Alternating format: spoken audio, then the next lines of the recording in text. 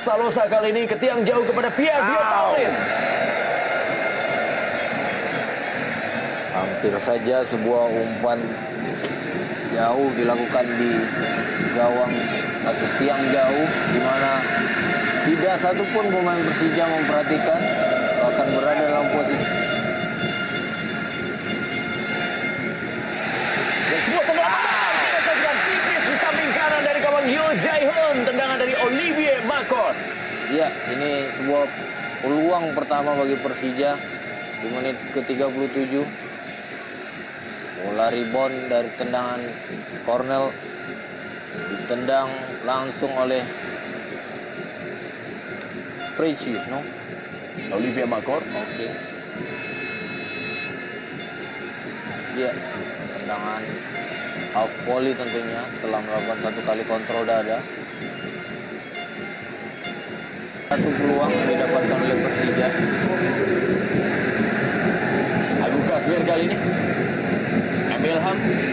Masih Emil Ham. Membentatkan dan Agung Kasmir sebuah peluang dan masih berada di atas bisa dari Yo Jae-hoon. Peluang dari Agung Kasmir. Iya, sebuah peluang tentunya cukup baik di depan gawang dan di dalam kotak 16 Persipura, namun tendangan yang terlalu tinggi. Salosa. Sebuah marking yang cukup baik dan kita lihat sebuah peluang berikutnya dan inilah dia. Kita saksikan permainan dari Persipura Jayapura dan Titus Bonai berhasil membuat gol di Stadion Utama Gelora Bung Karno Senayan Jakarta dan mencetak gol yang keempat musim ini.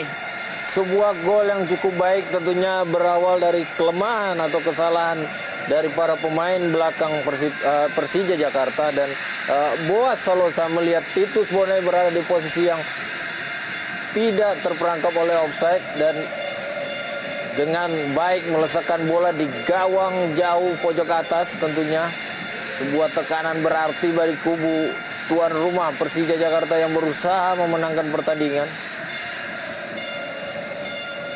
Kita lihat bagaimana sebuah miskomunikasi dari barisan pertahanan Persija Jakarta dimanfaatkan dengan baik oleh Titus Bonai dan berubah kedudukan 0-1. Persipura Jayapura gol atas tuan rumah.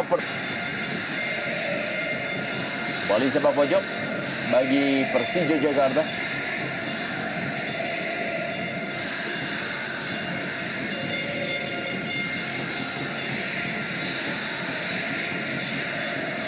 Ismail Sofyan kembali dan sundulan kali ini dilakukan oleh Greg Nokolo.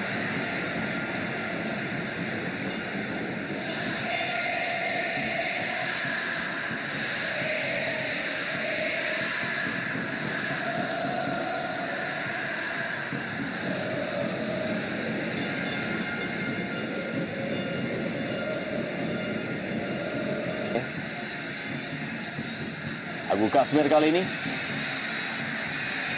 Babak pamungkas dan sebuah peluang kita saksikan dan sebuah penyelamatan yang dilakukan oleh Yo Jae-hoon. Ya, sebuah umpan crossing yang cukup baik diberikan ke gawang jauh dan Aliudin ataupun Greg memberikan umpan tarikan ke dalam.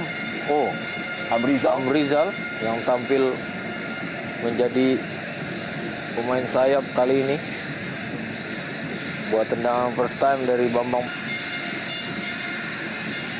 Dan kita saksikan bagaimana tekanan demi tekanan yang tanpa henti dari Persija Jakarta membuat Agung Kasmir menyamakan kedudukan menjadi 1-1 dan merupakan gol yang kelima bagi Agung Kasmir. Iya, serangan yang bertubi-tubi dari sektor sayap kanan di mana Ismail Sofyan beberapa kali melakukan crossing ke dalam gawang dan akhirnya sebuah gol lahir dari kepala Agung Kasmir melalui tendangan Cornell yang dilakukan baik oleh Ismail Sofyan. Akankah kejadian yang terjadi di putaran pertama ketika itu Persipura Jayapura yang tertinggal terlebih dahulu dari Greg Nokolo dan akhirnya mampu memenangkan pertandingan lewat 2 gol di menit ke-80 melalui Boas Salosa akan terjadi di pertandingan sore hari ini? Kita akan sama-sama saksikan. Kurang dari 5 menit waktu normal pertandingan super big match antara Ismail Sofyan dan kali ini sebuah peluang dari Agung Kasmir yang tampaknya menjadi peluang terakhir bagi Persija Jakarta. Ya, kembali kita lihat sebuah assist dari Ismet Sofyan dari sektor sayap kanan. Di mana sektor ini tidak berfungsi cukup baik ketika babak pertama.